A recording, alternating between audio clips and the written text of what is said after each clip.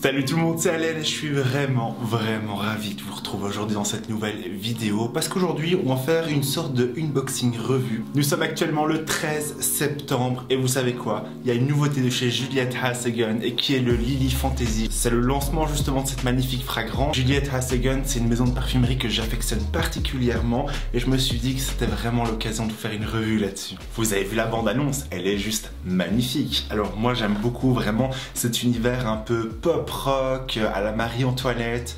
Je trouve ça vraiment chouette. J'ai également reçu un chouette colis presse que j'ai hâte d'ouvrir avec vous. Alors je l'ai déjà ouvert parce qu'il y avait déjà la fragrance, donc du coup ça va cacher l'effet de surprise, ok. Mais une chose est claire, c'est que j'ai testé la fragrance sur la peau pour voir un peu la tenue, également découvrir les différentes notes de tête, notes de cœur et notes de fond avant de vous en parler.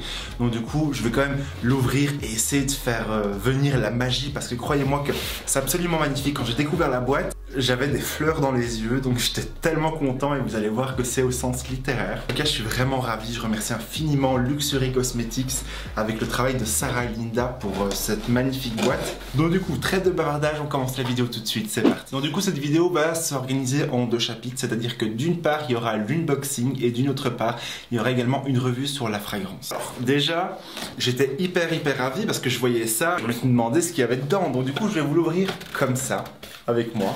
J'espère que vous êtes prêts. Alors, c'est parti.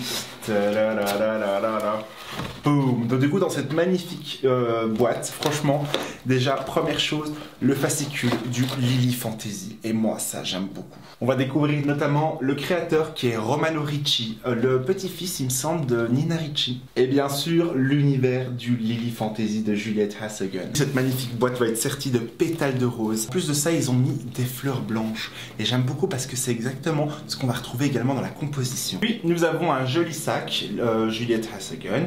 C'est cool. Bah, moi je suis vraiment content parce que ça va me changer de mes sacs de course. Moi je peux rester des heures à regarder ces pétales de rose tomber. Et puis nous avons un joli éventail qui est juste ici. Et en fait c'est un éventail particulier parce que ce sont des touches olfactives. C'est ça qui est vraiment beau. Et ça nous évoque vraiment l'esprit du Lily Fantasy avec cet aspect un peu plus Marie-Antoinette. J'ai vraiment apprécié le storytelling qu'il y a autour de la fragrance. Et puis le petit bijou. Petit détail hyper important.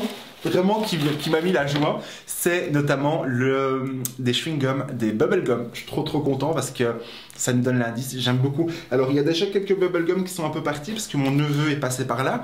Mais en tout cas je suis trop content parce que ça me donne l'inspiration. Je pense que je vais m'amuser en Reels. Donc, nous avons la fragrance qui se présente comme ceci sur format rectangulaire, typique à la maison. Du coup, il suffit simplement de le switcher et puis vous avez directement qui est serti en mousse. Puis, on ouvre directement pour contempler ce magnifique flacon. Le créateur s'est inspiré notamment de l'émeraude pour pouvoir créer le flacon. Nous avons un écrin qui est moulé justement dans le flaconnage. Puis, nous avons le beau bijou, Lily Fantasy, vraiment avec ce dégradé de couleur émeraude. Ce qui est encore plus beau, c'est sa senteur. Donc, je vais utiliser mon éventail. Hop là, je vais prendre une touche olfactive qui se détache. Je trouve que l'idée est vraiment hyper astucieuse, bravo. Puis je vais venir en parfumer sur la touche et première chose que j'apprécie c'est au niveau du vaporisateur. Moi perso je trouve ça traite ces vaporisateurs parce que j'ai souvent tendance à avoir la main très lourde avec ce genre de flacon, mais en tout cas j'aime beaucoup bien sûr le cabochon qui est tout aussi qualitatif. C'est parti pour la dégustation olfactive. Dans cette composition, nous sommes vraiment partis sur un floriantal gourmand.